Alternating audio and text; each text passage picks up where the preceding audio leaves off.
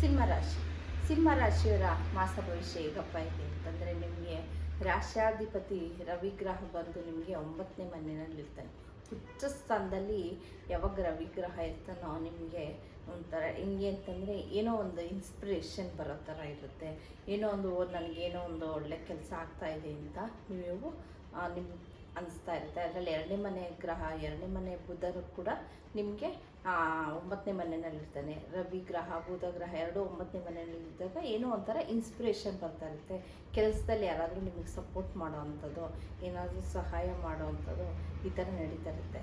ಆದರೆ ರಾಹು ಗ್ರಹ 7ನೇ ಮನೆಯಲ್ಲಿರ್ತಾನೆ. ನಿಮಗೆ 7ನೇ ಮನೆ, 6ನೇ ಮನೆಯವನು 7ನೇ ಮನೆ ಅಧಿಪತಿ ಶನಿ ಗ್ರಹ ನಿಮಗೆ 8ನೇ ಮನೆಯಲ್ಲಿ ಸ್ಥಿತವಾಗಿರೋದ್ರಿಂದ ನಿಮಗೆ ಏನೋ ಒಂದು ಬಿಸ್ನೆಸ್ಸಲ್ಲಿ ಅಂಥ ನಿರೀಕ್ಷೆ ಮಾಡೋ ಅಂಥ ಲಾಭ ಇರಲ್ಲ. ನಿಮಗೆ ಪಾರ್ಟ್ನರಿಂದ ನಿಮ್ಗೆ ಏನು ಎಕ್ಸ್ಪೆಕ್ಟೇಷನ್ ಮಾಡಿರ್ತೀರೋ ಆ ಎಕ್ಸ್ಪೆಕ್ಟೇಷನ್ ನಿಮಗೆ ಅಷ್ಟರ ಮಟ್ಟಿಗೆ ಬರೋದಿಲ್ಲ. ಅದರಲ್ಲಿ ಯಾರೆಲ್ಲ ಒಂದು ಹುಡುಗಿನ ಹುಡುಕ್ತಾ ಇರ್ತೀರೋ ಅವ್ರಿಗೆ ಕೂಡ ಒಂದು ಸೆಟ್ ಆಗೋವಂಥದ್ದು ಅಷ್ಟಿರಲ್ಲ. ಯಾಕೆಂದರೆ 7ನೇ ಅಧಿಪತಿ ಶನಿ ಗ್ರಹ ಬಂದು 8ನೇ ಮನೆಯಲ್ಲಿ ಕೂತ್ಕೊಂಡಾಗ ಏನಪ್ಪ ಆಗುತ್ತೆ ಅಂತಂದರೆ, ನಿಮಗೆ ಅದರ ಪ್ರಭಾವ ಕಮ್ಮಿ ಆಗುತ್ತೆ. ಒಂದು ಹುಡ್ಕೋಕ್ಕೂ ಸತತವಾಗಿ ಪ್ರಯತ್ನ ಪಡ್ತಾನೆ ಇರ್ತೀರ, ಆಗ್ತಾ ಇರಲ್ಲ. ಅದರಲ್ಲಿ ರಾಹು ದಶನೆ ಏನಾದರೂ ನಡೀತಾ ಇದ್ದರೆ, ಆ ದಶ ನಡೀತಾ ಇದ್ದರೆ ರಾಹು ಗ್ರಹ ಬಂದು ನಿಮ್ಗೆ 7ನೇ ಮನೆಯಲ್ಲೇ ಇರ್ಬೋದು. ಆದರೆ ಅಧಿಪತಿ ಬಂದು ನಿಮಗೆ ಶನಿ ಗ್ರಹ 8ನೇ ಮನೆಯಲ್ಲಿ ಕೂತ್ಕೊಂಡಾಗ ನಿಮಗೆ ಅಷ್ಟು ಯಾವುದೇ ಒಂದು ಕೆಲಸದಲ್ಲಿ ಸಕ್ಸಸ್ ಆಗಲ್ಲ. ನೀವೊಂದು ಪಾರ್ಟ್ನರ್ ನೋಡ್ಕೊಥದ್ದು ಅದು ಕೂಡ ಸಕ್ಸಸ್ ಆಗಲ್ಲ. ಮತ್ತು ಗಂಡ ಹೆಂಡತಿ ಏನಿರ್ತೀರೋ ಅವ್ರಿಗೆ ವೈಮನಸ್ಯ ಜಾಸ್ತಿ ಇರುತ್ತೆ. ಮತ್ತು ಜಗಳಗಳು ಅತಿರೇಕಕ್ಕೆ ಇರುತ್ತೆ. ಶನಿ ದಶ, ಶನಿ ಭುಕ್ತಿ ಏನಾದರೂ ನಡೀತಾ ಇದ್ದರೆ ನಿಮ್ಗೆ ತುಂಬ ವಿಪರೀತಕ್ಕೆ ಹೋಗುತ್ತೆ ಅಂತಲೇ ಹೇಳ್ಬೋದು. ಜಗಳ ಕದನಗಳು. ಆದಷ್ಟು ನೀವು ಸೈಲೆಂಟಾಗಿರೋದು ಉತ್ತಮ. ಏನು ಮಾತಾಡೋದಿರ, ನಿಮ್ಮದೇ ತಪ್ಪಿಲ್ಲ ಅಂದ್ರೂ ಕೂಡ ಆದಷ್ಟು ನೀವು ಸಮಾಧಾನದಿಂದ ಇದ್ದಷ್ಟು ಒಳ್ಳೆಯದು ಅಂತಲೇ ಹೇಳ್ತೀನಿ.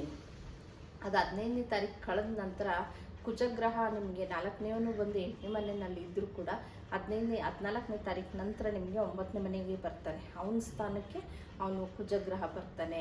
ನಿಮ್ಗೇನಂತಂದರೆ ಮನೆಯಲ್ಲಿ ಅವಾಗ ಇನ್ನೂ ಒಂದು ಸ್ವಲ್ಪ ಏನೋ ಒಂಥರ ಹೆಂಗೆ ಅಂದರೆ, ಮನೆಯಲ್ಲಿ ಇನ್ನೂ ಸಪೋರ್ಟ್ ಸಿಗೋವಂಥದ್ದು, ಒಂದು ಸ್ವಲ್ಪ ಏನೋ ಒಂದು ಕೆಲಸ ಕಾರ್ಯ ನಡೀತಾ ಇದೆಯಪ್ಪ ಪರವಾಗಿಲ್ಲ, ಒಂದು ಮನೆ ಕಟ್ಟೋವಂಥದ್ದು ಇರ್ಬೋದು, ಒಂದು ಗೃಹ ಪ್ರವೇಶ ಮಾಡೋವಂಥದ್ದು, ಏನಾದರೂ ಒಂದು ಒಳ್ಳೆ ಕಾರ್ಯ ಕೆಲಸಗಳು ನಡೀತಾ ಇರುತ್ತೆ ನಿಮಗೆ ಅಂತಲೇ ಹೇಳ್ಬೋದು. ಆದರೆ 10ನೇ ಮನೆಯಲ್ಲಿ ರವಿ ಮತ್ತು ಬುಧ ಎರಡೂ 15ನೇ ತಾರೀಕು ಚೇಂಜ್ ಆಗ್ತಾನೆ.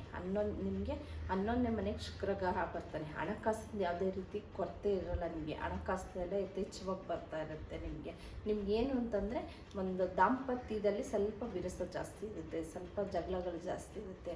ಅದನ್ನು ನೀವು ಕಡಿಮೆ ಮಾಡ್ತಾ ಬರಬೇಕಾಗುತ್ತೆ. ನೀವು ಆದಷ್ಟು ನೀವು ಯಾವುದಪ್ಪ ಪರಿಹಾರ ಮಾಡಬೇಕು ಅಂತಂದರೆ, ನೀವು ರಾಹುಗ್ರಹನ ಮತ್ತು ಶನಿಗ್ರಹನ ಆರಾಧನೆ ಮಾಡಬೇಕಾಗುತ್ತೆ. ಯಥೇಚ್ಛವಾಗಿ ಹೋಗಿ ನೀವು ಭಾನುವಾರದೊತ್ತು ರಾಹು ಕಾಲದಲ್ಲಿ ಅಥವಾ ಶುಕ್ರವಾರದೊತ್ತು ರಾಹು ಕಾಲದಲ್ಲಿ ಹೆಣ್ಣು ದೇವರನ್ನ ಆರಾಧನೆ ಮಾಡಬೇಕಾಗುತ್ತೆ. ಅಭಿಷೇಕ ನೋಡುವಂಥದ್ದು, ಅರ್ಚನೆ ಮಾಡಿಸುವಂಥದ್ದು ರಾಹು ಕಾಲದಲ್ಲಿ ಆದಷ್ಟು ಮಾಡ್ತಾ ಬನ್ನಿ.